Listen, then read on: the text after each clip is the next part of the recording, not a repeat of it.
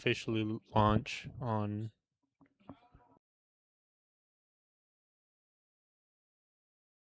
We'll chill until he gets here, and then once he gets here, I want to low-key. I want to host it today. Yeah. Yeah, I'll start it. I'll launch it. But yeah, right now we can just have a little chitter chatter. Bro, I think I might re-dye my hair or retone it. Already? Like, it retoning is going back to yellow, but which I don't like. Or I just need to shampoo it. I like it. I like It's it too. different. I've been needing to switch things up lately too. I feel like things have just been the same. I need a change of an environment, change of something, change. Because like we always talk about getting into that flow, that routine, and it's like the same thing every day. Yeah. I think I'm getting to the point like, dang, I've outgrown what I'm doing. I need to do something I different. actually have a great conversation for that. You do? Yeah, I do. I was actually I've been thinking about that very heavily lately because we're always chasing the perfect routine. We're always chasing the perfect, like the perfect day, right? Mm-hmm. But like, you fuck it. We can go ahead and get into that. Yeah, fuck it. But okay. Take away from there, but yeah. We can have this conversation because it's off. It's not on Bible related right now. So okay. We're always chasing that perfect day, that perfect routine, right? But we don't understand how difficult it is to literally have that perfect day, you know? And I've been considering lately, because you know how we always schedule, how I was kind of scheduling my week. Mm-hmm. I don't really like that just because like some days they're just up and down. It's hard to get a routine. It's hard to predict it, right? So I was thinking, okay, what is the perfect ... Monday? You know, what is my perfect Monday? I go to detail. I wake up at this time. I go to detail at 06. I work till this time. I go train. I eat good. And I get to sleep at a reasonable time. Okay, what's my perfect Tuesday? What's my perfect Wednesday? What's my perfect Friday? You know? And you literally list out, hey, this is how a perfect Monday looks. This is how a perfect Tuesday looks, right? And are we necessarily always going to be perfect on those days? No. But we can at least shoot for it, you know? And that's something I've been considering because I was listening to Layla Hermosi and she was stating how not every day is going to be perfect, you know? Not every day is going to be a good day.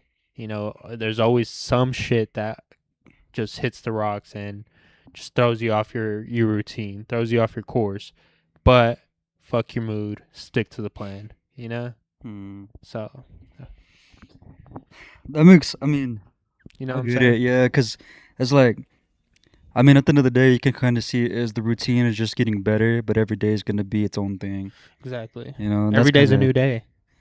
That's kind of where I'm at. Like, I mean, you can have those things that you want to do, like, and implement them every day, like, okay, gym for an hour, you know, or eat your good meals, whatnot. But at the end of the day, maybe one of those days you get a flat, then you got to go take care of that, get an oil change. Maybe you got to pay your bills. Maybe you got, you know, maybe you got to go to the grocery store and restock for a few weeks because you're running out of stuff.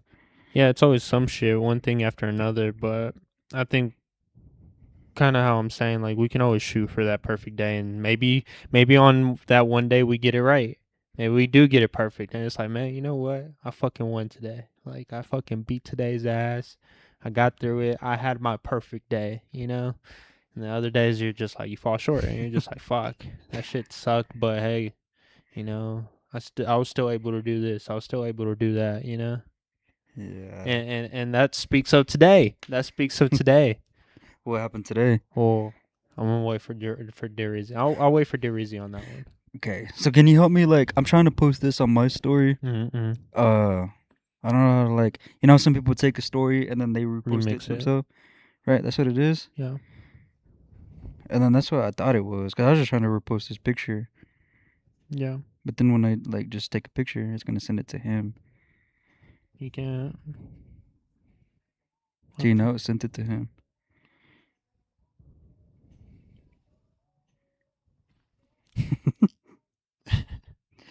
You can. See, that's what I was trying to do. I don't know. I guess just screenshot it. Just screenshot it. It's Dear Izzy anyways.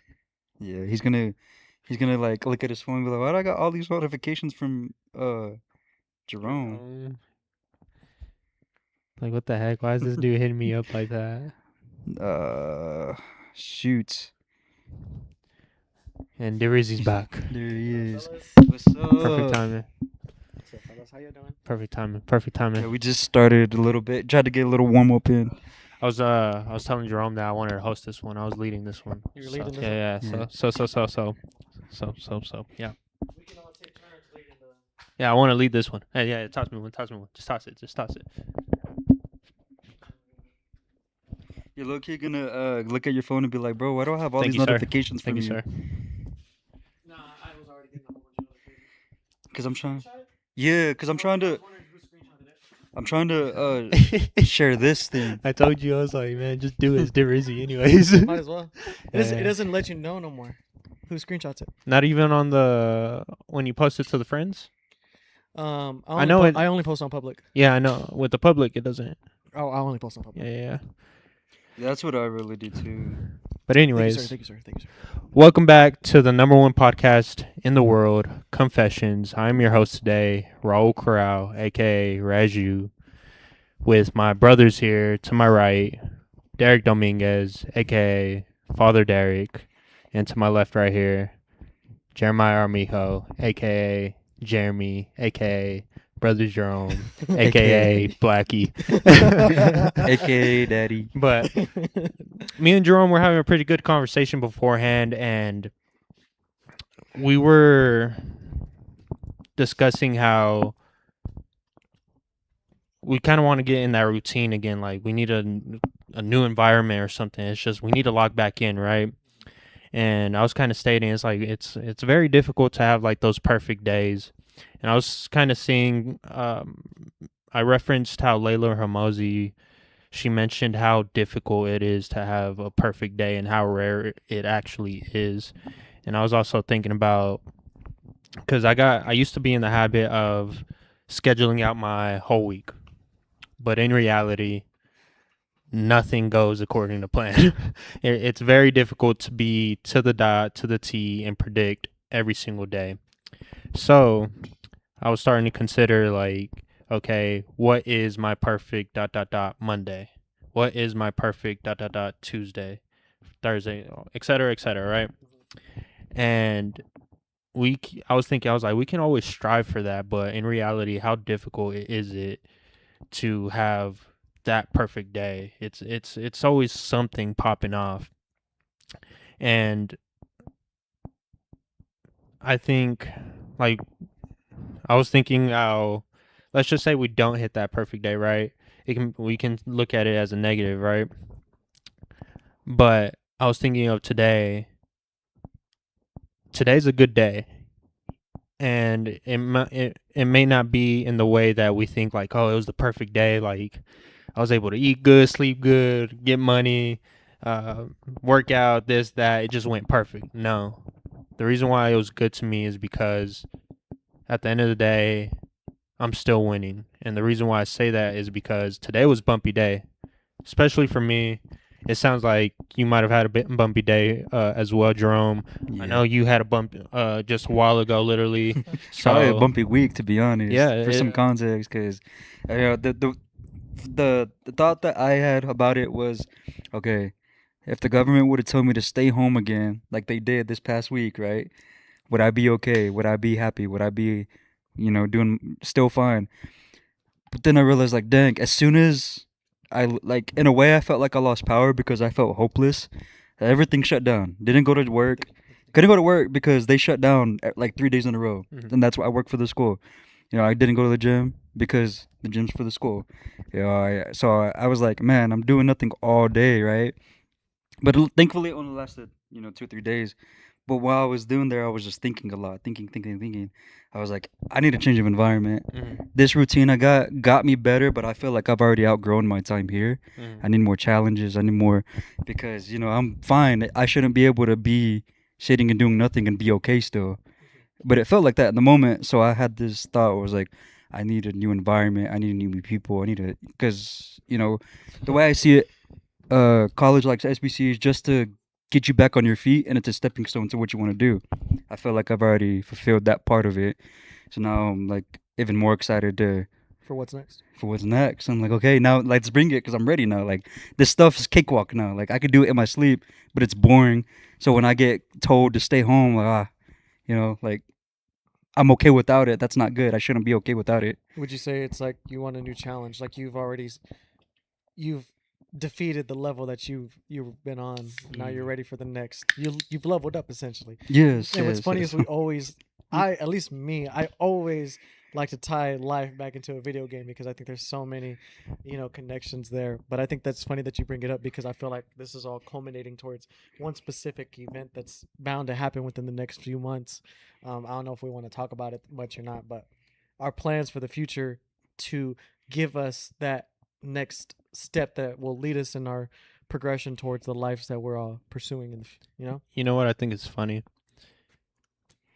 And I think we've mentioned this the past 2-3 podcasts, right? We're intertwined. We're on our periods together, right? That's the wow. But it's a good thing, and the reason why I enjoy what you just mentioned, how Derek described, you're ready for what's next. You're ready for the next thing. And I don't know if you remember, Derek, but the specific moment that I can think of off the top of my mind was when me and you. Okay, pause. We were hanging out at the hot tub, right? Just me and Derek. Just two boys. Just two men. Two boys. Stop the story there. I'll make up the rest. Stop the story there. Yeah. Chilling, right? Just talking. But I was over here like, man, Derek, I'm ready for what's next. I'm ready for war. I don't like this peacetime like it. I don't know if you remember that moment. Yeah, no, I remember. But I'm glad that we're intertwined in that way. We're always looking for growth. We're always looking for what's next, for the next level. We're striving to be better. So I'm glad to hear that for you, Jeremy. Thank you. It's really something I've been thinking about a lot, and I even see myself rub up off on other people. For example, like my roommates were in the same boat, right? And I'm a real clean person, real organized person, and they're still growing up, dirty rooms and whatnot. I kind of found myself finding them doing things that I do. For example, like I have 3 remotes, one for the TV, one for a sound bar, and then one for a Fire Stick.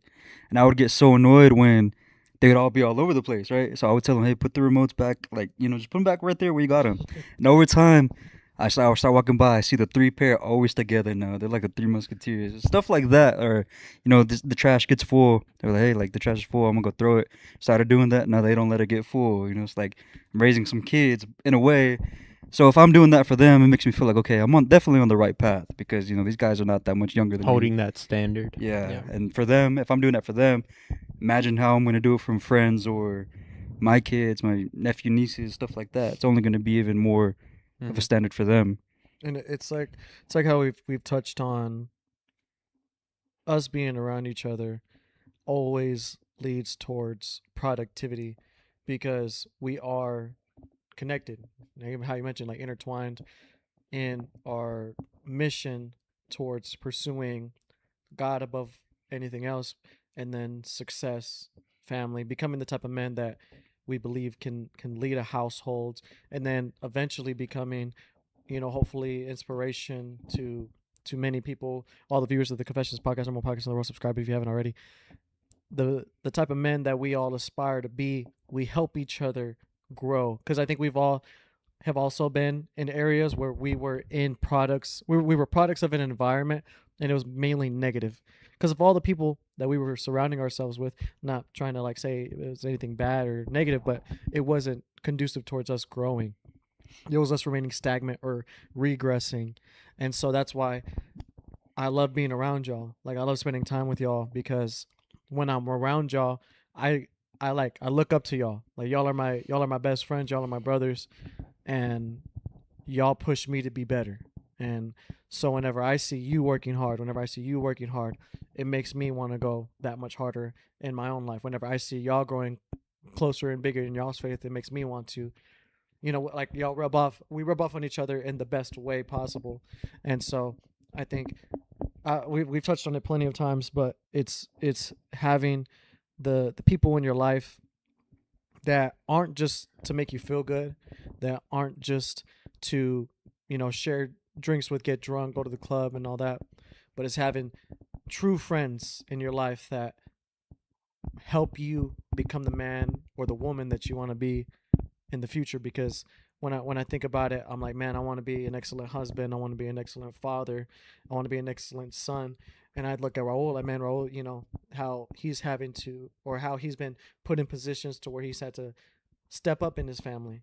And same position with you, Jeremy. I know there's things that have gone on where you've had to step up as well. And I know the men that y'all want to be, and I want to be a great man as well. So being around y'all, having y'all in my life is something that I'm always grateful for, and I always thank God for. And I'm grateful for everything that we have built together inside of the podcast and with KRUE and everything outside of it as well. And so yeah, I'm grateful for that, and I think it's one of the most important decisions you make is who your friends are and who you choose to be around. And so yeah, I'm glad you definitely feel that energy. And even then, I've kind of noticed it's not even just between us anymore. I kind of noticed other people are starting to tune in more or ask questions about it, or like, hey, like, what's going on? Pretty much getting more attention to what we're doing. I've noticed that lately too. We're back at 106 subscribers. Even with my sister, she went to a women's conference tonight, so she sees me doing this. My family sees me doing it, so they want to grow in their faith. I have friends be like, hey, I have a question, and I'm like, I don't know, but I'll help you. Or even if it's just not about faith, maybe it's about life. I'm still young myself. I don't know as much. But, like I said, they're a few years younger than me. I can help them as best as I can. Mm-hmm. So it's definitely, I've had a lot of people more so too come back in my life or try to come back in my life, whether it's through friend request or, hey, how you been? Or a crazy story too. I'll save it depending on how time goes. But I had a next friend text me and pretty much ripped me apart, bro. It was crazy. And then the next day he texted me. He was like, my fault, I was drunk. And I was like, you know what? So I'm going to relay that to what we're doing with this, depending on how the story goes. Or, it was crazy. Kind of, it showed in my mind the amount of growth that I've went through. To kind of touch back on what I was kind of mentioning earlier, how we're always shooting for like the perfect day, and how today was such a good day, but in reality it was a very bumpy day or bumpy week for all of us. And I think that winter storm just threw off a lot, right? Yeah. But but we're ending it off on a W, and I was really looking forward to this because I was like, you know what, today was a little bumpy, but I'm coming over here to record the #1 podcast in the world. Subscribe. And getting to fill my belly with the word of God, and that means a lot, and it ends the day with the W, so that's what makes it a good day for me. Yeah, it wraps up the work week with the W, and then you begin your weekend with the W. So there's W's all around because you're starting your weekend off, great, but then you're ending your week off, great. There's W's all around, man. W's in chat, W's in chat. But yeah, man, it feels good, and similar to what Derek was saying, just being around you guys, brings out the best of us and holds us accountable, and we're all on the same mission on striving to be the best versions of ourselves. So that's always a good feeling for us. Absolutely. But all right, we'll go ahead and get to the word. Proverbs chapter 16. I think it's my turn, I your believe. turn to pray? Yeah. Dear Lord, we pray to you today, overall, just to give you thanks, man. We really appreciate this beautiful life that you have blessed us with all the trials, the tribulations that we go through, with all the bumps in the roads. We're really thankful for it all. We want to give you praise, Lord, and ask you, Lord, to continue to allow us to grow and become better individuals, to allow us to continue to inspire the people that watch us, Lord, and to spread your word as well, Lord. We want to ask that you continue to bless us along our journeys, that you continue to look after us, guide us, and protect us, Lord. We also ask that you look after our people, Lord, our families, the ones that are struggling in health, Lord.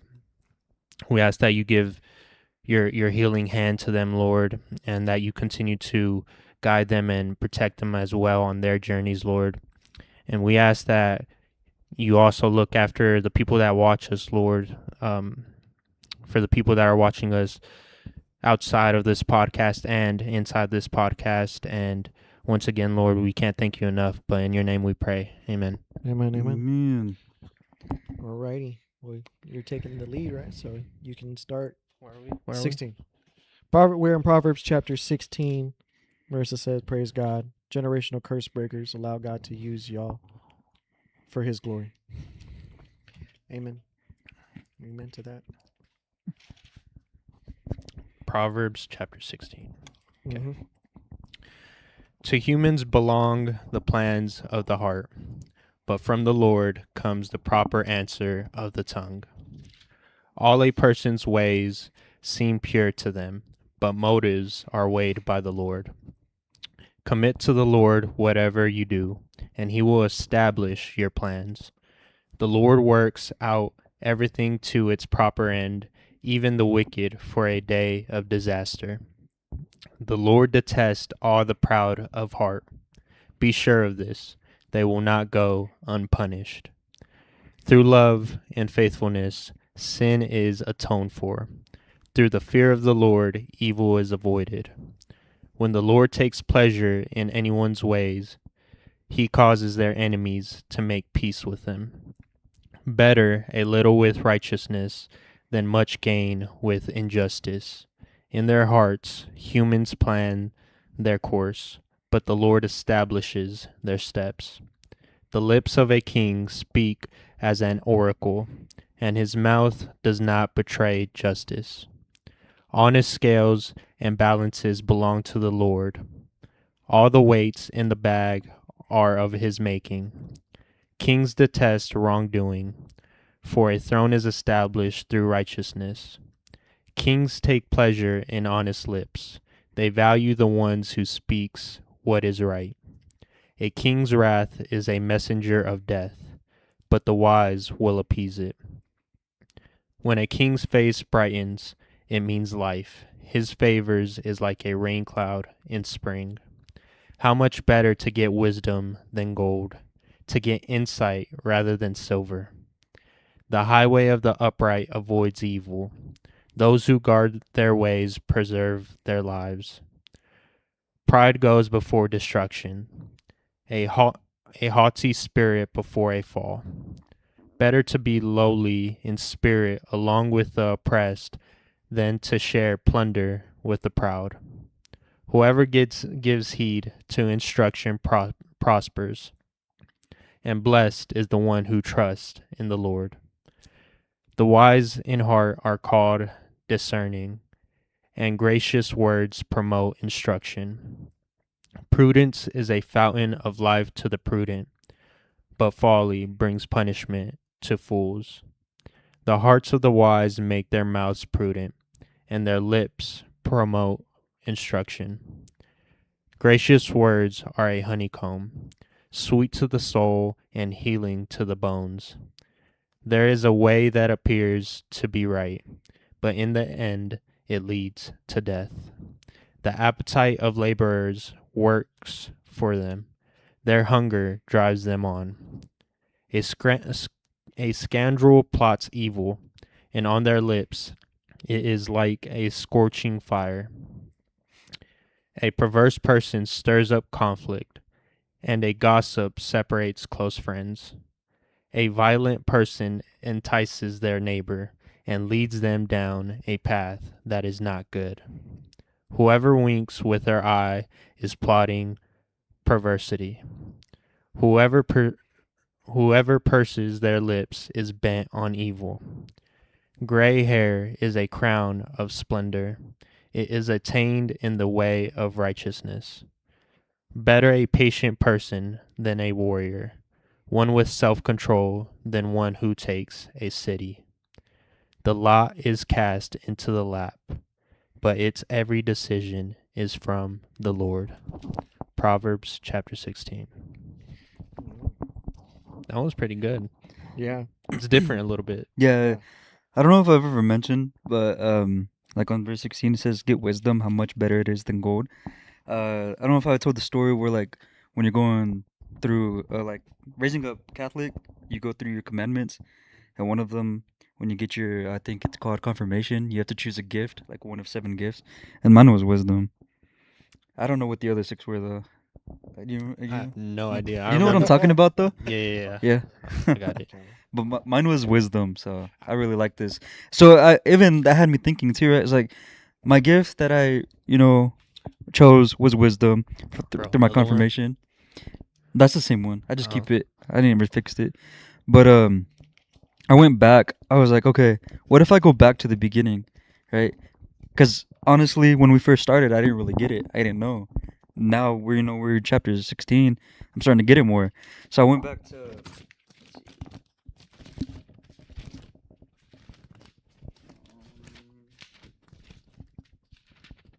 chapter 1, right? And literally the first subtitle is the purpose of Proverbs. I was like, okay, the Proverbs of Solomon, son of David, king of Israel. I was like, okay. So I was like, who was King Solomon? And then I remember y'all telling me. I go back, oh, he's the one that wrote Proverbs. So I'm kind of like connecting it now. Proverbs are for learning wisdom and discipline, for understanding insightful sayings, for receiving prudent instruction in righteousness, justice, and integrity, for teaching shrewdness for the inexperienced, knowledge and discretion to a young man. Let a wise person listen and increase learning, and let a discerning person obtain guidance. For understanding a proverb or a parable, the words of the wise and their riddles, the fear of the Lord is the beginning of knowledge. Fools despise wisdom and discipline. When we first read that, right, that's chapter 1. I didn't get it, right? I was like, okay, I'm just doing it. Right? Just go with and it. I'm just gonna go with it.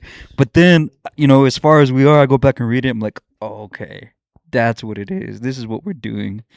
So I thought that was kind of cool, that little connection there. And I know we're on chapter 16 now, but 16 chapters and already you made that connection. I'm like, dang, there's all these other books. I wonder what else I can learn like that. No, that's something I'm actually very excited for. Like don't get me wrong, like I'm very glad and I'm very grateful for where we're at, but there's so much left. I mean, there's 166 books that we have an opportunity to read, and who knows how long it'll take before we actually get through all of them. But I think Proverbs, why I wanted to start there, and why I believe it's so necessary for us, is because exactly how it states is the beginning of wisdom. What does it say? What exactly did you say? It's like the beginning of wisdom is the fear of the Lord is the beginning of wisdom. But a wise man, we notice how this whole thing right here, how we can tie everything that it says into our lives. Let's just take this verse 32. He who is slow to anger is better than the mighty, and he who rules his spirit than he who captures the city. One thing that I know that you've explicitly opened up about, Jeremy, is how you had a problem where you would come to anger quickly, and how through reading the word you've been able to now understand, no, that's not the right path. Let's be more patient. Let's be more humble. Let's take control over that, because it's more of a weight than it is anything else. It's holding me back. It holds me down. And then you've even mentioned before in previous podcasts how you had experiences where a friend or someone would tell you something that normally you would have reacted in the manner that would have, retaliation, right? But instead now you're like, you know what? No, if I did that, I'm sorry. And now that opens the possibility for reconciliation, and that allows him to see Christ through you.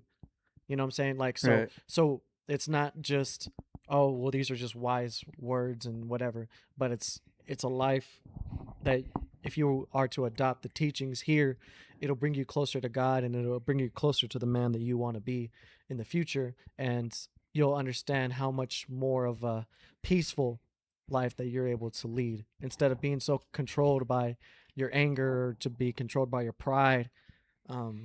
It allows you to humble yourself, and then you realize exactly what Jesus is saying. Because I honestly, man, I think one of the things that what bothered me the most for such a long time is, I'm like, why does Jesus say to turn the other cheek? Why does Jesus say not to retaliate? Why does he say to bless those who curse you?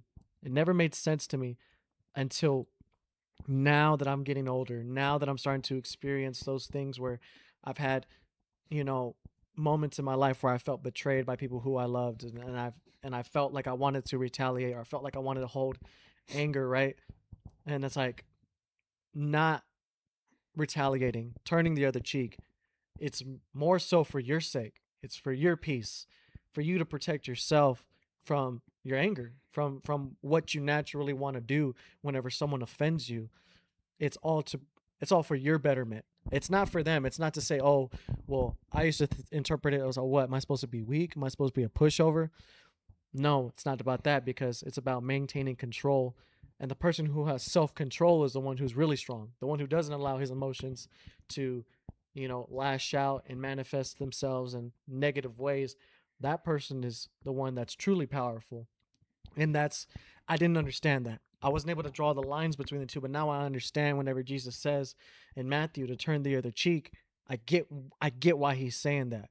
You know what I mean? Like, growing in wisdom and reading the book of Proverbs has really helped me understand why Jesus lived the life that he did, and how it's so much more productive and healthier of a lifestyle to live, as opposed to the natural fleshly side of me that says, nah, retaliate, hit him harder than he hits you. He punched you, kick him in the face. You know what I'm saying? Like, spit on him while he's down. Instead of doing that, not like, it's okay. That's actually very insightful how you said that it's not for them, it's for you. That actually makes it a lot easier to do as well. Because real quick, I'll just go ahead and say the story. Long story short, it was Saturday evening. I was watching the fights, right? Nothing, not a care in the world. Out of a sudden, I get a text from a number that I haven't saw in a while, and at first I thought he was joking.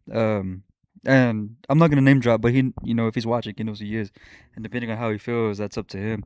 But he texted me and he was like, "Bro starts a podcast and forgets all of his friends." And I was like, okay. I was like, my bad, bro.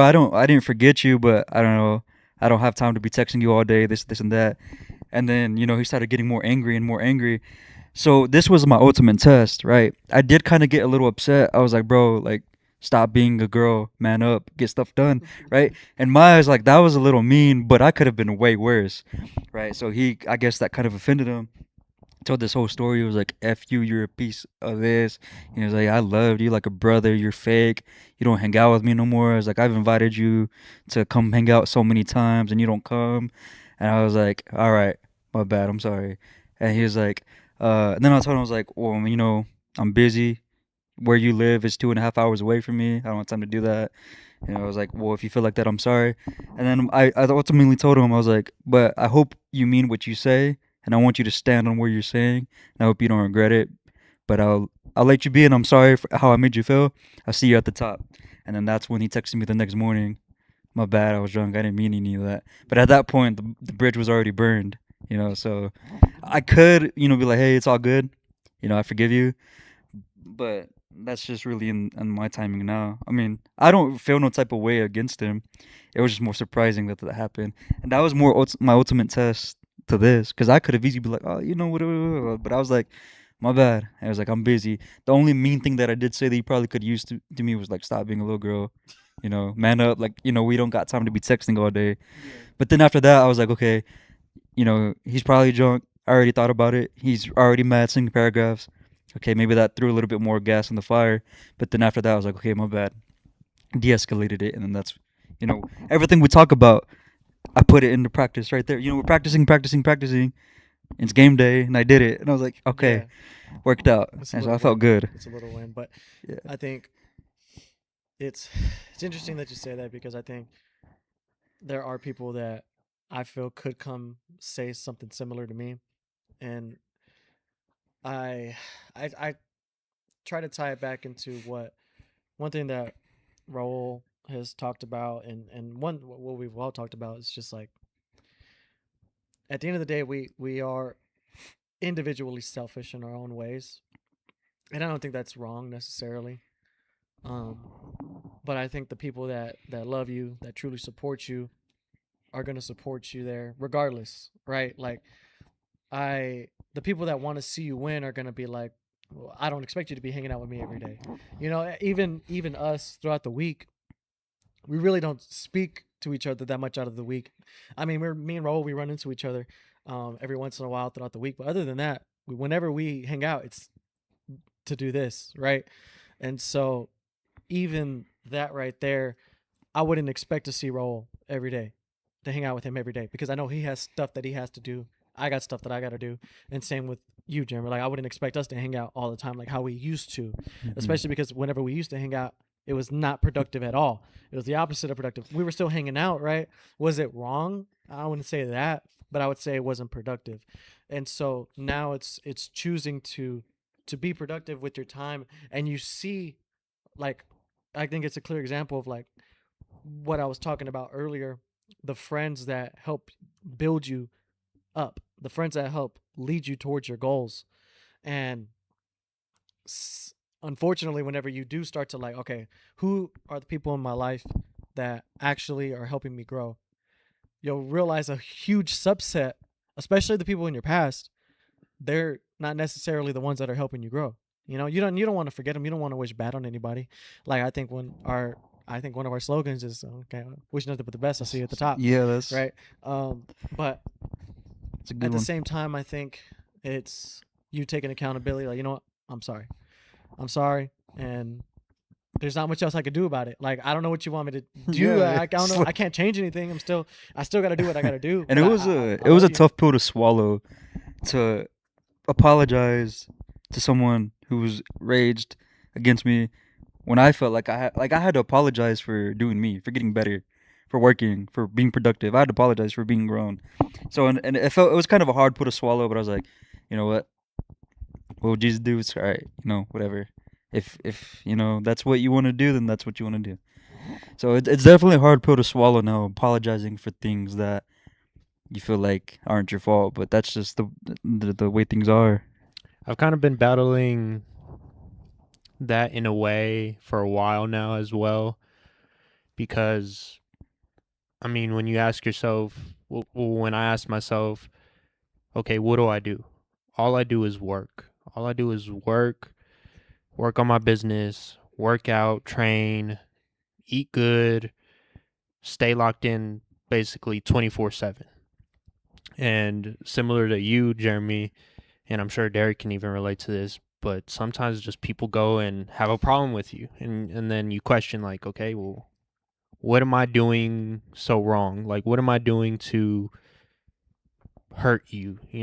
Like, is what I'm doing selfish? Yeah, 100%. Like, I'm on a mission. I see the end goal, and that's where I want to head. That's every day. Every day I'm chipping at it, climbing that mountain every single day. And for some reason, problems still find you somehow. And I think that's the best way you can just handle it. Just acknowledge them, acknowledge how they feel, and just, hey, I can't change this. I can't change who I am. Well, I can, but it's not going to lead me to where I want to go. So, like, it's like pick your poison, like it's either I stay on my course and continue down my path where I want to go to, or in a way I cuck is an ugly word. Gets the point across though. I cuck to your ways and give into I submit, I give into your ways to make you feel better, and make yourself lesser for them. Yeah, like sorry not sorry. But then that's unfair to you. Yeah, exactly. Sorry not sorry, and that's where how Derek just mentioned, everyone's selfish in their own ways. Like you're not gonna I'm not gonna ask you to do that for me. I'm not gonna ask you to submit to me, to bend the knee to me, in my ways, so you can make me feel some type of way. No, that's my feelings are in my hand. That's it, it's in my control. And I think of this makes me think of this verse right here, where it says, "When the Lord takes pleasure in anyone's ways," verse 7, by the way, "he causes their enemies to make peace with them. Better a little with righteousness than much gain with injustice." And I was able to kind of experience this with a family member recently, where he was kind of in some in some certain situations, and he was wanting me to, in a way, partake in it, and I wouldn't allow myself to be pulled in. I was just like, no, it's got nothing to do with me. You know, you're trying to drag me into this, and it's just, that's not me. You know, I'm over here. I'm doing this. I'm focused on me. I'm on my missions. Like, you know, you guys do y'all. I'm gonna do me, right? But maybe a couple weeks later passed by, right? And he comes to me and literally like vents to me, breaks down to me, puts his pride and ego to the side, and apologizes to me, and tells me he loves me, and you know that he supports me. I was just like, wow. And this verse right here, just reading over verse 7, I was like, that's crazy. This you is know, crazy. It's crazy. because something how you mentioned, Derek, the people that truly love you, they're going to support you. They're going to be there for you, and eventually, you know, at first they may not get it, you know, and I know I may come off as very strict, as sometimes, as, excuse my language, as an asshole. My bad. I didn't know we were missing comments like that. But, you know, what I do is because I truly believe that that's going to lead me to the end goal, to be able to take care of my people, to be able to achieve my dreams and goals, to do that, you know? And in a way, like I said, and how Derek said, if those people truly love you, they're going to support you, bro. As long as you're doing it right, as long as you're following the ways of the Lord, being righteous, you know. I've had friends like on the opposite real quick, like it just goes back to keep what you saying. The friends that are gonna want what's best for you are gonna support you. Exactly. I've had people who are like, hey, don't worry about replying to me. Don't worry about, texting me. Don't worry about this. Do it when you can. Do it when you have time. Do it when, it's on your list. Take a nap. And if you don't reply, then it's all right. Like, I've had people like that. Same thing with y'all. Like, if we can be friends and not hang out, then that's a good friendship because we're still friends. And yeah, when the time comes, whatever, we'll do it, make plans. But at the end of the day, like, yeah, we're grown. We got to do stuff to do. But if we can still be like this when we see each other, even though you don't hang out like we usually are, those are the type of friends that you want. Those are the best relationships too. I don't know, like I know we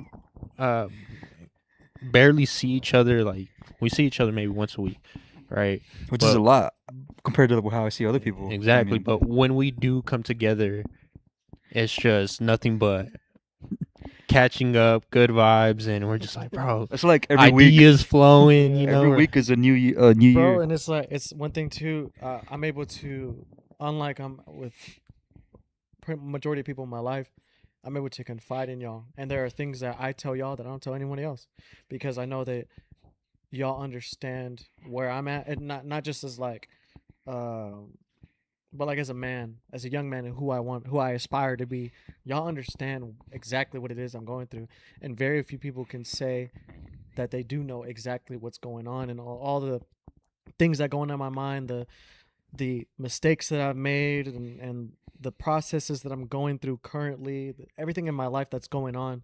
Y'all are the only ones that truly know what's going on, everything. And I think it's very important to have is people that you can confide in and trust, and you know that they're not going to use that against you, but they're going to hold you to that standard, hold you to be accountable for that.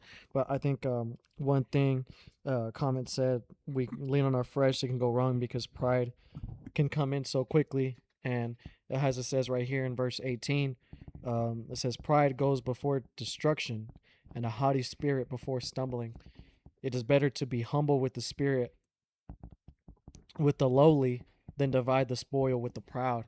And this is something that it also touched on in the previous chapter, where it said, the fear of the Lord is instruction for wisdom, and before honor comes humility. It always gives us warnings about our pride, because it's so easy to hold on to our ego, and it's like you mentioned, like how whenever someone who has done you wrong, right, and they continue to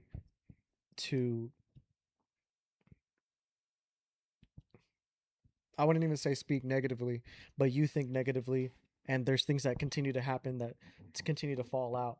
But whenever you're able to humble yourself and still, you know what, no matter what, I'm still there for you. Like, I love you. You know, even if it may take longer than you hoped for, and maybe it was an uglier path than it should have been. But whenever you're able to do that, eventually, whenever that time comes, whenever they're able to, you know what, you're right, I'm sorry, and they make that peace with you, it feels that much better, you know. And so I think it's funny because I think we can all relate to it, to that specific verse, and in each and every of our lives, we're like, we've all experienced it. It's just crazy. The two words "I'm sorry" just like freezes the world. It's like it does. like, whoa. I experienced that. I was just like, damn, like it You know, it felt different. It was crazy. And then to it came hear. out of nowhere. You know, and it's humbling. I think It- it's yeah. it's incredibly humbling, and it's hard to put into words exactly how to see all this negativity and the turmoil that's been building for so long, and then finally you come to the table and you speak, and it's like, wow, like now we can let that go, we can move forward. That's a great feeling because exactly how you kind of mentioned. For me, if I'm being honest, you know, just having always like negative thought, negative feeling, I'm just like, okay, hey, I'd rather just stay away, you know, walk away because I don't want to allow myself to fall into my emotions and get angry and say something that I don't want to say or get into even a physical altercation, you know. So I'd rather avoid it. And then that moment that came, I'm just like, wow, now let's move on. The Lord was pleased with your Just ways. being able to let go. I think that's God's work. Yeah. He's right here. That the Lord was pleased with your ways. So He made your enemies be at peace with you. He makes even his enemies to be at peace with him. And I think that a feels powerful good. verse. Yeah, Mhm. that feels good. And who would have thought? I even like one of the comments too. We may be the only Jesus people see. That's one of the comments. I'm like, hey, that one's pretty good, because it's true. Like some people, I mean, people out there have different religions. Some are atheists. Some don't believe, and those that are like to troll and be like, oh, you know, you Jesus, but this, and this. You know, just, or maybe even people that say they're Christians but they don't really know like the word like that, you know. what was it? The wolf in sheep's clothing type of thing too. Something that I realize a lot too, and I've had an experience of someone trying to use it against me, but just because you go to church, just because you believe in God, this that, right? You think you're perfect, or like no, it's the opposite. I know I'm not It's just like, perfect. if you would, I however, go to God because I know I'm not perfect. however, if you would have asked, you think you're better than me, I might have been like, a little bit, Maybe. maybe. You know? But no, I think that's funny that you point that out because it's true. The closer I grow to God, the more I understand how It's the complete opposite. painfully, like, oh my gosh, I'm imperfect in so many ways, and I need God. Like I can't live my life without God because of how much I need work in my own life, and I understand, like, but it's funny that you point that out because I think that's a very big talking point. Oh, you think you're perfect, you think you're better than us, whenever it's like, no, it's the it's the complete opposite. I'm a piece of trash, and I need God to That's why I go. To keep me straight, I like need God just to check keep me me straight. and stuff. Because if I didn't go, imagine where I'd be. Yeah. And I think we've each had moments in our lives whenever we did live without God, and how much worse off we were, and then we thought we were all that, you know. Oh, I'm my own God, you know, whatever. And I genuinely, my heart goes out to those people because, And it's crazy, like, and this is probably the closest I've ever been. I fluctuated a lot, and I grew up in a family where we were like, not like none of us really knew anything, but now it's like, dang, the what is it? The student is becoming the teacher, because I'm the youngest. You know, I was following my family. Now that I'm growing, doing my own thing, becoming my own man, they're kind of like looking at me like, oh, like, hey, this is what is this. I think one thing that I think I can attest to is that in your family you've been held to a very high regard. Like, people look at you and say, yeah, that's the one. Like, Jeremy's the one. He's gonna get us out of here. You know what I'm saying? I think a lot of people look to you in that way. And so whenever you actually start to prove them right, you know, now they're like, well, how is he doing it? Like, what's changed? And so it's obvious what's Right. changed. It's like how much we're growing in the word, and it's like how you mentioned the verse that you read, where if you're saved, your whole household is going to be saved, and now little by little you're starting to see your family come to Christ, and I think that's a very beautiful testimony, and it shows exactly what we've been reading about in how we've read about being the salt and the light in Matthew, and how people, they go to light because in the darkness, right, people are going to lean towards the light, and we live in a very dark world, very dark times, and a lot of times we allow negativity to come up, and division and pride. We allow all those things to come up, and all it is just darkness, right? But then we're starting to combat it with the light, with the word, and people are seeing that, and they can get attracted to it. And I think the people who can see it the most right now are, as you mentioned, the people who are the closest in your family. And so being the light is, it's a responsibility, because as we've kind of touched on, how people will start to look at you, and now they're going to start nitpicking every once in a while. But at the end of the day, it's acknowledging that we need God, and they'll see through our works. They'll see through our successes and our failures. What it is being a follower of Christ, and how it's going to lead us to the promised land, the life that we want to live. Even if they do get nitpicky, we're still human at the end of the day. And I think stripping away people's insults or intention of hurting you away from them just makes it that much more apparent that, like, hey, it is Jesus, it's not me. Back then I would have told you something back, but I probably agree with you now. If you were to say something about me, I'd be like, oh yeah, I need to work on that. That's me. That's one of my problems. But you should have met me a year ago. I was real bad. It's just it's stripping that joy of them trying to make you feel bad helps a lot too. I think another powerful verse in this chapter is verse number 9. It says, "In their hearts humans plan their course, but the Lord establishes their steps." And that makes me think of, exactly how we're kind of mentioning that we're held to a higher standard, and we're not perfect, and sometimes we do run into a time or a place where we're like, okay, hey, we know where we want to go, right? We know what path we want to go, but how do I get there? And you get stuck just questioning, like, I don't know, and then somehow next thing you know, you figure out the next step is right there, and you're just like, what the heck? And then you take it. But exactly how it says, but the Lord establishes their steps. So I think that's a very powerful verse in this chapter as well. No. This is a good one. This was a good one. How much better it is to get wisdom than gold. That's a bar too, just because money's great, right? Especially when you hit a good deal or a good sell, whatever it may be, right? Mm-hmm.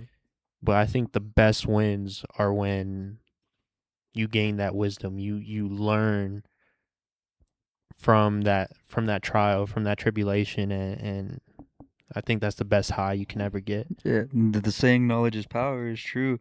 I even saw this little short where I like to watch this guy named Magnus Carlsen. I'm sure you know who that is, the chess guy. And he was playing against AI. It was like a funny video, right? And one of the things that he said, it was a funny video, but it was some seriousness behind it.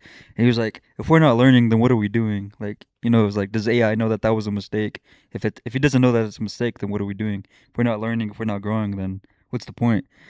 And as even though he was doing his thing against, a computer, I was like, I took that to heart, and I was like, that's true. And you can apply that to anything you're doing. Yeah, and failure, mistakes is necessary for growth. It's absolute, like, discomfort. It's you can equate it to going to the gym, and like how I mentioned before with video games, right? You have to fail over and over again. You have to make those mistakes. You have to go through those growing pains, because that is what's going to help you learn, and that's what's going to ultimately help you grow, because it's whenever you tear down those fibers and it builds back up, now it's stronger, and you just got to continually, repetitively chop at that tree, but you're going to stumble, you're going to fall, and it's through those mistakes you're going to learn more than anything. like I forgot who said it, but it's like you learn way more from your misses than you do your makes, because whenever you make it, you can just like, oh, okay, we won. But you don't realize that maybe you won, maybe you came out with the outcome that you hoped for, but did you get there the right way? Was it perfect? What mistakes did you make that made you almost lose that opportunity? Or what could have you have done better? A lot of people just look at oh, we won, we're good to go, right? Instead of, no, we made this mistake, we did this wrong, we did this wrong. Whenever you fail, it's obvious. Okay, yeah, clearly we did something wrong. Let's go back to the drawing board. But whenever you look at your wins, also, you're like, you know what? I could have done this better. Like, I almost lost this because of this, right? This point right here. Maybe I won, but I didn't perform to the standard that I was hoping for. I think it's a lot harder to look at your wins in that manner. That reminds me a lot too. You can say that about sports. The Natty Championships, Indiana. They ever saw their coach? He was always mad, never smiling. They were undefeated. He was never smiling. Every time the camera went to him, blank face. He looked mad. He was like, he just, that was just his deal. Like, everybody was like, man, this guy is undefeated. They're going to the Natty. He got to Heisman QB, and he's not satisfied. He didn't smile until after they won the Natty, and everybody was like tripping over it. That kind of reminds you, like, hey, we won, but it wasn't a pretty win. Mm-hmm. We didn't win by as much as I wanted. We won, but we got lucky. Mm-hmm. We won because that person messed up. Mm-hmm. So if they didn't mess up, we would have lost. Like, I like how that idea of, like, just because you win doesn't mean it was flawless. There's obviously something that you could get better at even with the win. Absolutely. I think Conor McGregor has a good testimony. I don't know exactly how he said it, but he was mentioning right after a win, he was like, yeah, I won, but yeah, you win, but you got to let it go. You got to let it go, and you got to keep on continuing to fight. Just because you won in this moment, you never know on the next. You got to keep growing. You got to keep fighting. And I think that's something that we had to adopt, specifically, because I played baseball. It's like quick memory, or short memory. Have a short-term memory, because it goes both ways, as you mentioned. Like, okay, yeah, maybe you got to double this one, but you got to go bat. You're up to bat next, right? Maybe you had a good ground ball, made a double play. Next ball is probably coming to you, to see if you can do it again, because that's how life works. And so, but it's also on the converse side, where, like, oh shoot, you struck out. It's all right. Short-term memory, you're gonna have another opportunity to come up again. Oh, you missed a ground ball, you dropped a pop fly. Hey, it's all right. You had a ball go between your legs, Jeremy. You didn't block it right, or maybe the throw was short, right? Oh, it's all right. You'll have another opportunity. Short-term memory. Let's get to it again. But it's a lot easier to apply it whenever you do mess up, as opposed to whenever you win. Yeah, they drilled that a lot, and, like, through our heads. Short-term memory. Just let it go. Let it go. Even with wins. And also letting it go so that you don't build your pride up, thinking that you're all that, right? Because we've read it before, pride goes before destruction, and that's whenever you're gonna slip up the most. Is whenever you get so high on your wins, instead of just like, no, I'm short-term memory. We still got another day. Still got to wake up tomorrow, and we still got to go again. It's not like, okay, we end the challenge, right? It's over. Life's over. We're done for. You have to continue to show up every day and continue to, I like to say, continue to earn it. Like, you don't just get the spot. Once you get it, that's the first step, and now you got to continue to earn it. You got to continue to earn those.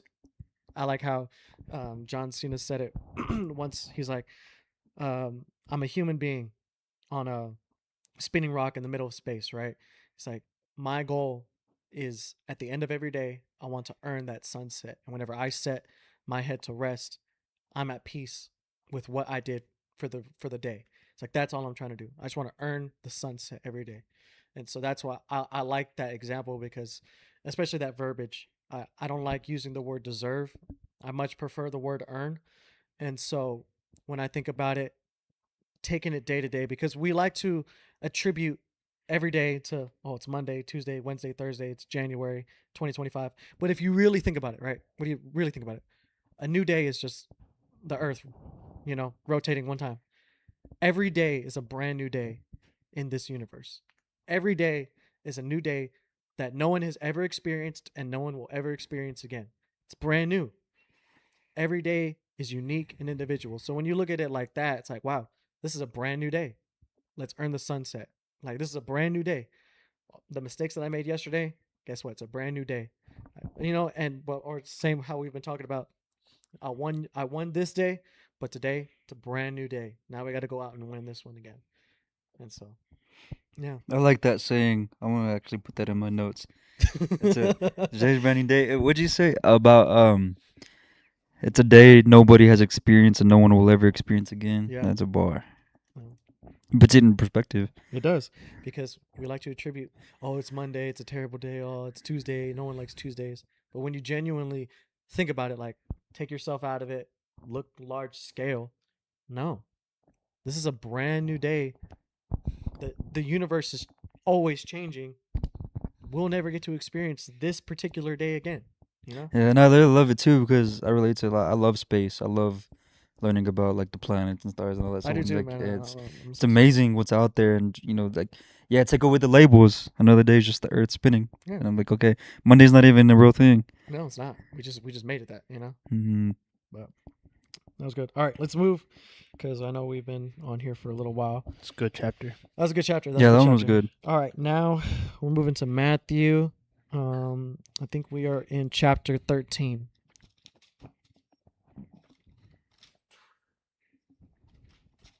All right, host. You got this one again? You want me to? I can. Yeah. You're the host, right? You're the host of this episode.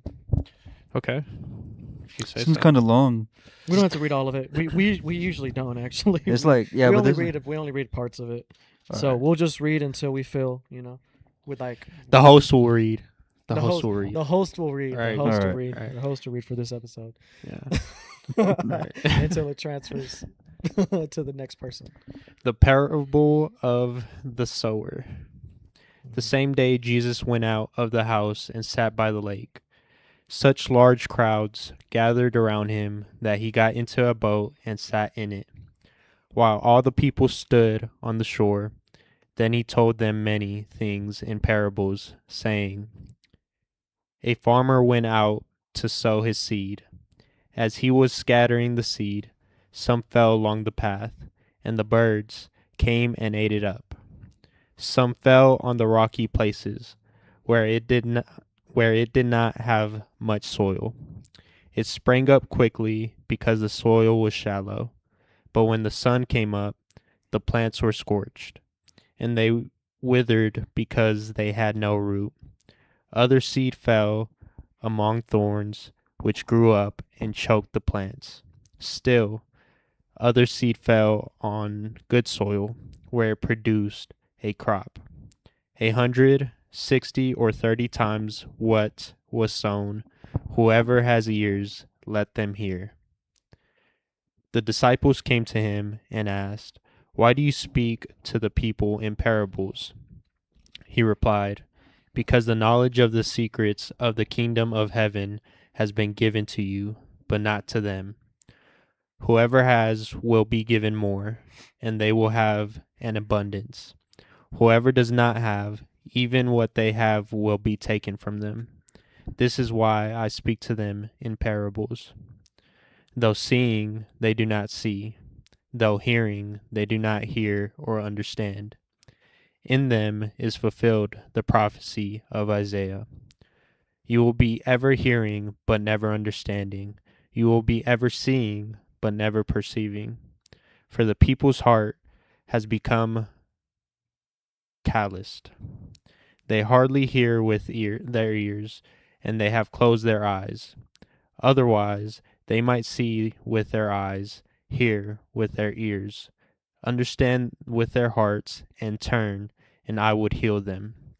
But blessed are your eyes because they see, and your ears because they hear. For truly I tell you, many prophets and righteous people long to see what you see, but did not see it, and to hear what you hear, but did not hear it. Listen then to what the parable of the sower means. When anyone hears the message about the kingdom and does not understand it, the evil one comes and snatches away what was sown in their heart. This is the seed sown along the path. The seed falling on rocky ground refers to someone who hears the word and at once receives it with joy. But since they have no root, they last only a short time. When trouble or persecution comes because of the word, they quickly fall away. The seed falling among the thorns refers to someone who hears the word, but the worries of this life and the deceitfulness of wealth choke the word, making it unfruitful.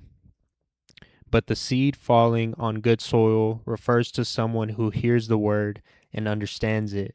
This is the one who produces a crop, yielding 100, 60, or 30 times what was sown. I think that's a good place to stop right there. Yeah, I was having kind of trouble on that first. Well, yeah, because the whole thing explains about the parable of the sower. So Yeah, Mhm. he explained it. Yeah. Yeah, he explained what the parable is. Yeah. Yeah. And so, like, when I first read it, because I read this chapter like a long time ago when I first started reading the Bible, and I looked up what a parable was because I didn't know what it was, but it's like some short story. Yeah, it's almost like a metaphor for life. You know, you use a certain story and you don't tell people exactly what it means. It's up to them to understand it and interpret it. Thankfully, Jesus knew that we're dumb and he was like, hey, let me tell y'all what exactly this means. But I think the most powerful thing about this whole statement is I think we can hear the people that have, like the examples of the sowers who sowed on the road, someone who sowed on soil that wasn't shallow enough, and I think we can relate it to our own lives. As in, at least for me, you know, I've had my moments where I didn't allow the word to seep into my life because of my own arrogance and my own ego and pride, and so it fled away. And all the word that people had put over my life saying that you were going to accomplish great things, you're going to be, you know, this amazing prophet for God, all of that went to naught because of my own pride and ego. And then I think about how many people I've seen, who I've witnessed go through all of these stages. You know, I think one other one that I think an interpretation also for the sower who sowed the seeds among thorns, the person who hears the word, but the worries of the world and deceitfulness of wealth choke the word and it becomes unfruitful. I think it's also like in that time, maybe the people that are around you, they speak negatively about you. Like it's the opposite where they're like, you're not gonna amount to nothing. You're not gonna accomplish anything in life. Like, you know, they set the bar so low for you, and you hear these words like, oh no, you know, you're supposed to prosper under God. You're supposed to accumulate, you know, wealth and be someone who is able to give to people and still have enough for themselves. You're supposed to be able to be okay in life, happy with peace and joy, and yet people try to rob that from you. And so they allow those people around them who are supposed to be uplifting them to take that away. And so I think there's a lot of examples that I can think of in my own personal life where I've seen people who, you know, they get hot for God, they get on fire for God, and then it only lasts like a month, 2 months, maybe a year, and then slowly but surely they start creeping back into their old ways because they didn't allow the roots to grow, like how it says right here. Instead, they just they just try to go off of motivation, right? I think about it like that, motivation versus discipline, where it's easy whenever you're motivated, right? But motivation it's fleeing. Like you can be motivated one day and then not motivated at all the next. I think that's something that we can all relate to. But it's learning to build a system and learn how to be disciplined in it. I think the most obvious example I think we can all relate to is the gym, like working out. It's no longer because we necessarily feel like it, but it's because that's what we've integrated. We know it's good for us, and it's something that's become part of our lifestyle. And I think it's with anything in life, how we approach now the podcast and everything that we do. I think I'm pretty sure there's plenty of people who have looked at us and say, "Oh, okay, you know, there they go again, you know, third try, whatever." When we Let's see first how, started again. yeah, let's see how far they go this time, you know. And here we are over a year later, and on episode 42, the number one podcast in the world. Subscribe if you haven't already, and we're still going strong, and there's no end in sight. Like we haven't we're past that. Like we're past thinking, okay, let's see if we can make it next week. It's no longer can we, it's this is what's scheduled. We're going to show up. And so I think that's how you treat everything in life, but especially your walk with God, not just allowing it to be something that you build for a moment and that you kind of expect to maybe one day it'll end. Like, oh, you know what? I'm gonna quit drinking. I'm gonna quit going to the club. I'm gonna quit smoking for a while. Let's see how long I last, right? Instead of, you know what? No, I want to make a decision to cut those bad things out of my life and start living for God. And so I don't even think about the end date. I don't count the days. I don't worry about, oh, when's the next event that's going to happen where people are going to drink because I'm going to be tempted. You're like, this is my lifestyle now. This is the life that I live. And that's whenever I would relate it to letting your roots grow. And yeah, that's my thoughts on that parable. This one was really tricky because then it gives off all the others. Like, some gotten eaten up by birds. Yeah. Some fell through the cracks of the rocks. Soil wasn't that deep. Other ones were. I think this is also this is a lesson also in how we were talking about earlier about reading Proverbs and why I think it's so important to gain wisdom, because wisdom is understanding. It's being able to interpret the things that life throws at you, and in particular what it says right here is the parable of the sower who throws it on the path and it gets snatched away. It's when anyone hears the word of the kingdom and does not understand it. It doesn't say necessarily that they didn't want to, that they didn't try to, but they just couldn't because they lacked wisdom. And so the evil one comes and snatches away what has been sown onto their hearts because they didn't understand it. And so that's why I also think it's so important for us to read the book of Proverbs and gain wisdom so that we are able to understand and interpret whenever we are hearing a word that's supposed to be sown into our hearts to help us grow, so that we're not the ones that, oh shoot, we lost it because we didn't understand it. I think that's one of the biggest fears of mine is not understanding things, and then I allow things to slip away from my hands due out of ignorance, due out of just not knowing. But at some point, I think not knowing is no longer an excuse because it's a choice to not learn, right? It's like those people who, let's just take school for example. It's like people who are in school and they want to get better grades, but they never study. You know, they want to be honor roll student, or they want to be on the dean's list, right? But when it comes time to take a test, they spend the whole weekend, going off and messing around with their friends instead of being in the library or going to a tutoring session. You know, it's like how do you expect to be that student whenever you're not putting in the effort, or like someone who wants to be fit and someone who wants to get their health under control, but then they don't go to the gym, they still eat like crap.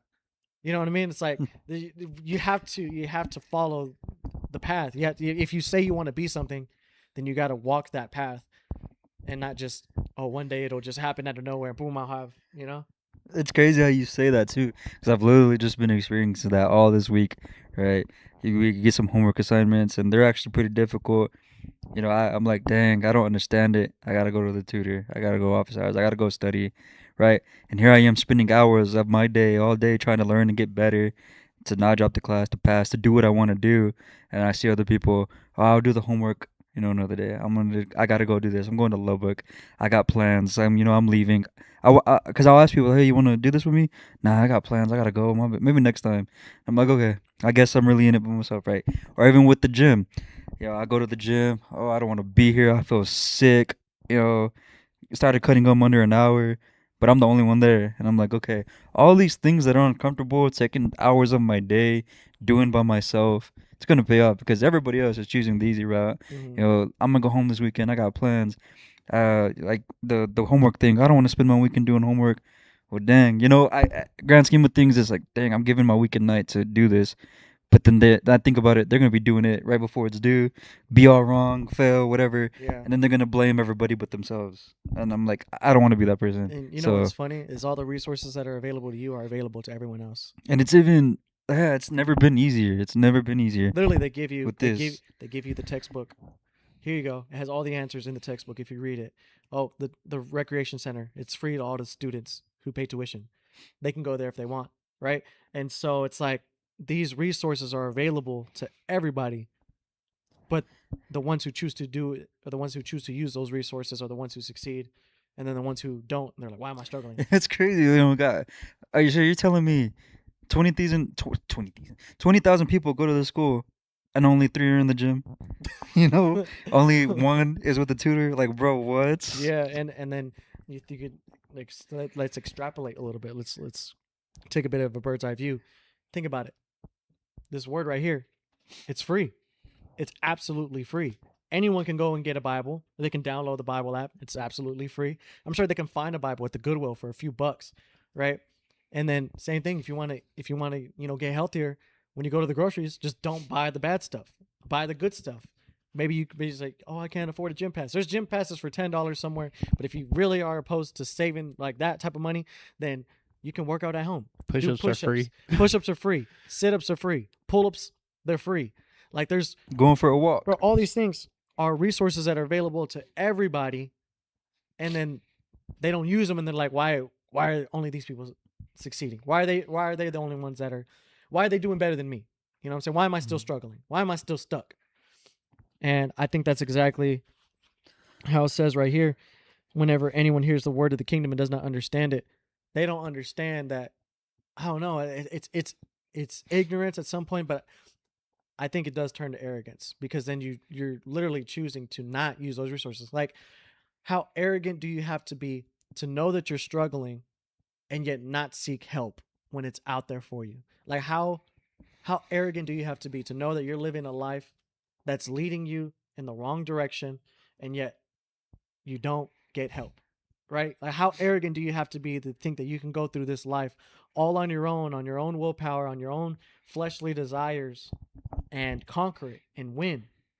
And most people can't. And you see so many people struggling, and the answers are right here. The answers are given to us. I think one thing that me and Raul, we always talk about is we talk about like our mentors, right? That they don't even know us, right? But we look up to these people, and they're giving us they literally give you the answers. If you just listen, they give you the answers, and they all say the same exact thing. It's free to anyone who wants to listen to it. It's free on YouTube. It's free on TikTok. You can look it up on Google, ChatGPT it. It's free to anyone who wants to look for it. That's why I think it's also important when the Bible says, "He who seeks will find me," right? That's an action. Seeking is an action. It's not something that just happens, right? You have to seek it first, and then you will find it. And so, yeah, this is a big resource, because think about it like GTA, and this is the book with all the cheat codes and all the numbers and all the button pushes, right? We're playing GTA. Like, I don't know if you ever knew that when like you wanted to put in a cheat code, you just type in some numbers, like buttons. Yeah. This is we would write them all down, Yeah. This is our cheat codes, and then I'm GTA. This is what's gonna get me through life easily. Maybe not easily, but it's gonna give you the tools. It's the tools, right? It's the weapon that you're gonna use against life whenever life gets tough. Yeah, not easily. That was a bad word, but more so than what I would have. Yeah. I understand. I think, I don't know. For me, it's deeper with the word. Like the word that really sticks out to, of course, all three of us is the word understanding, right? And even if, because I fell victim of this, even if, for example, you have the answers right here, right in front of you, you do it, you take action, and it starts to work, right? And I think of this, for example, like with my business, right? You start doing it, it starts working, right? Your business starts picking up, you start getting more income, you start getting more work, right? But you don't fully understand what's causing this to happen, So, of course, you got to use your resources. Of course, you got to study. Of course, you got to repeat. But the main word is understanding, comprehending what you're actually studying, what you're actually working on, because yeah, you can do the right thing, but if you don't truly understand it, then you won't truly comprehend what's causing the fruits to come out. And if that makes sense, that's kind of where my thought process is on it, because especially when it comes to my business, I got some answers, right? I would be like, okay, hey, this works. Like, hey, this is, I do this and I get more income, I get more work, but it's like, why does it work? But why? Yeah, you know, and it's crazy that you think that like I think about it like an equation. It's deep. Like Right. you have to like fully. And I think it's different for everyone. It's different for everyone because everyone understands in their own way. Everyone comprehends it in their own way. Like, for example, these verses, these chapters, you may completely understand it, interpret it in a completely different way than the way I do. Same vice versa with Derek's, like for anyone. So I think that's where we really need to emphasize is understanding, because if you don't fully understand it to where you can explain it, for example, to a 5-year-old, and I think Alex Hermosi fucking says this as well, which is pretty funny. Or no, it may not be him, but you don't fully understand it until you can actually explain it and teach it. And I think that's a good way to put it. So yeah, you may be given the answers right, but if you don't truly comprehend it yourself and able to interpret it yourself, then you won't be able to enjoy the fruits. Yeah, I think, and it's kind of how you said, like with it's like an equation, right? Let's say you're finding, derivatives, right? You can plug it into your calculator. Oh, here's the answer. You get the formula. They give you the numbers. I'll just plug it in. Just plug it in. Yeah. But it's like, well, how did you get to that? How did you get to that result? Or why did I plug it in? Why did I plug it in? How does that get me to where that is? And then eventually, okay, take the calculator away. You got to do it now. You're on your own. That's one thing I love. Like that's a great thing about learning. And and my bad, I don't mean to cut you off, but I think of it primarily with this business, right? Like at first, no idea what I was doing, right? No idea. Then we started getting the ball rolling a little bit, and you start building that tower, right? Next thing you know, you're just building it straight up with no sort of foundation. Then boom, everything comes falling over. Then once you actually sit down, you break it down, you understand it, you fully understand, hey, if I do this, it gets me this, and which leads to this. And you fully understand it, then you start laying the foundation correctly, then slowly but surely you start to build a beautiful tower rather than just straight up to where it collapses. Yeah, where it can topple over. And I think of it, for example, even with school, like I've seen plenty of people where they study, they do this, they do that, right? And they end up getting on the A honor roll, dean's list, whatever you want to call it. But outside of that, they don't really genuinely know what they're doing, right? Because they never fully understood it. They never truly learned it. They kind of just copy and pasted. Memorized before the test. The test. So crammed. I think that's a good way to put it. Yeah, that's a very good way to put it. Is the lessons that you learn from life are very different from the lessons that you learn inside of the classroom. Because in the classroom, it's a controlled setting. You can make mistakes. Oh, I failed a test. Let me get the next one right. And in life, whenever you have to take all those variables into account. And I think it's kind of like going viral. You go viral once, right? And then it's like, well, how the heck did that happen? Then you can't replicate it because you didn't understand it. You caught fire. You won the lottery, right? But it's instead of relying on winning the lottery every time, like, okay, let's learn how to actually build wealth. And I think that's a great point that you brought up. Yeah. I swear we read something like that in a previous Matthew chapter about building your foundation on solid concrete rather than the runny sand or something like that. Oh yeah, we're talking about building it on the rock. Right. The house is built on a rock that stands firm and steady whenever storms come against it. And no, it's true. And yeah, I really like. Yeah, and I've seen on the other hand too where people study all the time in the tutoring office hours, and they still can't. And that's just like, hey, at that point, there's no helping you, brother. At that point, talk to God. Yeah, bro. You gotta. Maybe this is not your plan. I've seen that. Bring it up to God. That's why I mentioned everyone's different, bro. Everyone's different in the way they interpret things and understand things. Like, you may learn it and interpret it and understand it a completely different way than what I do, So I think it's different for everyone, and that's beautiful. You gotta. It's a beautiful thing, and you gotta figure it out. Yeah, like you have to figure it out. like say we're trying to do something and we all have to get 4. I got 4, 2 plus 2. You got 4, 6 minus 2. Yeah. Derek got 4, freaking 1 plus 1 plus negative. 1 plus Yeah, 1 plus negative, freaking negative 4 plus 8. You know, you still got 4. Hey, we all did it different ways. We all interpreted it differently, but we all got 4. That's all that matters. Yeah, like we're all gonna win in our own ways because we're each individuals. Like God made us individuals, and our minds work very differently. Some of it is similar, some of it's not. Our personalities are different. So, but I think that's also what's awesome about us being able to come together is we're 3 unique minds with 3 different personalities. Yet we can all agree on this one goal and come together and create something that's bigger than ourselves. And there's people that can relate to Jeremy that can't relate to me. There's people that can relate to Raul that can't relate to to any of us. And then there's people who can relate to me who can't relate to y'all. And then there's maybe people who like, man, I can see myself in all 3 of them. Mm-hmm. And so I think that's something that's something that's pretty beautiful and significant, and it's pretty awesome to me is the fact that even though we are different in our own ways, at the same time we're able to come together and to create this one thing. And something that I kind of like that it mentioned, I'm not sure where, but it kind of explained how once you do actually fully understand it, those roots are set into the soil and you can't really pull them out. You can't really take them out.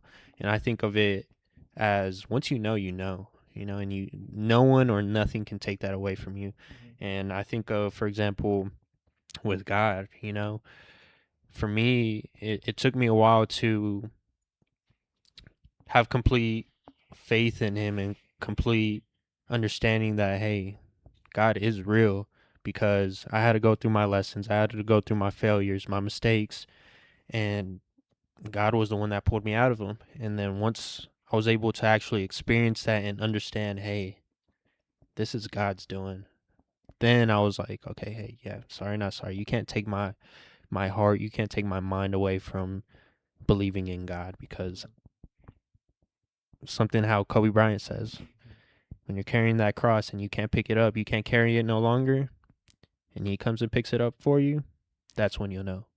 You'll know. So yeah, and I think also it's like, now that you do know, now you have that choice. Do I act on it, or do I continue to live in my own ways? And the more you know, the more you realize how much you don't know. You don't know how really significantly insignificant you are. How I ain't compared to. I'm a sinner, and I know it, bro. I'm a sinner. Last thing before we wrap it up, too, I was just kind of curious on when he's answering, like, because they ask what is a parable, and on verse 11, because the secrets of the kingdom of heaven have been given for you to know, but has not been given to them. For whoever has more will be given to him, and he will have more than enough. But whoever does not have, even what he has will be taken away from him. That is why I speak to them in parables, because looking they do not see, and hearing they do not listen or understand. So is that kind of like, is he kind of doing like a mind game there? Like, he just explained what a parable is in a parable? Like, you got to like figure out, hey, this is what he's trying to say a parable is? Yeah. And but it's also true, because I think we've talked about it, and I think we've also done it where we saw something but we didn't really see it. We heard something but we weren't listening. And so, but I think that's why Jesus is he's so particular in how he chooses to teach, because he's like, no, I want those who really want to understand me, who really want to grow a relationship with me. I want people who really want to be better, not just people who say, they say nice things and they pretend to be this or that. It's like, I want people who are actually going to want to follow me, and not just surface level. Oh, okay, 1 + 1 = 2. Like, not just surface level, bare minimum interpretation, but people that want to go deeper and want to read into it and want to gain wisdom, not just to hear it. I don't want to just hear what he says. I want to understand what he says. And so I think that's why he's very explicit and like, no, I don't want people who just they want the shortcut. They want the easy way. They want the answers given to them. I want the people who want to go find them. That's why I think also, like how I mentioned earlier, it says, seek and you shall find. Ask and you shall have, you shall gain, because he wants those people who are willing to take action, not people who want things handed to them. That's how I interpret that. Yeah, it goes to, I think why is one of the best questions you can ask. Like, why is 1 + 1 = 2? With that little sign in the middle right there, and just start explaining it. Yeah. Kind of understanding. Hey, this is why 1 + 1 = 2. Because then you gotta understand. combine Because now you understand the process. Now you understand. Now you can start to replicate it. Once you truly understand it, and how I said, now you can start to explain it and teach it, and that's whenever you're able to do exactly what Jesus asked us to do, which is to go out, spread His word, and create more prophets, create more followers of Christ. And so, yeah. It's great. This was a great episode. Any closing thoughts? I'm good. My last thing was really just, a parable is what whatever you interpret it as, however you understand, whatever you think, whatever you get from it. He who has ears, let him hear. Whoever has ears, whoever is willing. I interpret that. Whoever is willing to learn, let them learn. And understand. Well, guys, once again, we really appreciate you guys sticking with us through the #1 podcast in the world. If you haven't hit that subscribe button, go ahead and hit it. What are you doing? Drop a like button. Hit the like button. Drop a comment if you have any thoughts, questions, or any topics that you would like us to touch base on. And something that I would like to kind of encourage you guys to do as you watch these podcasts is to open up that Bible, read these chapters along with us, and allow yourself to actually get an understanding, not just from us, but an understanding for yourself. So yeah, I would say that I think we can all say this.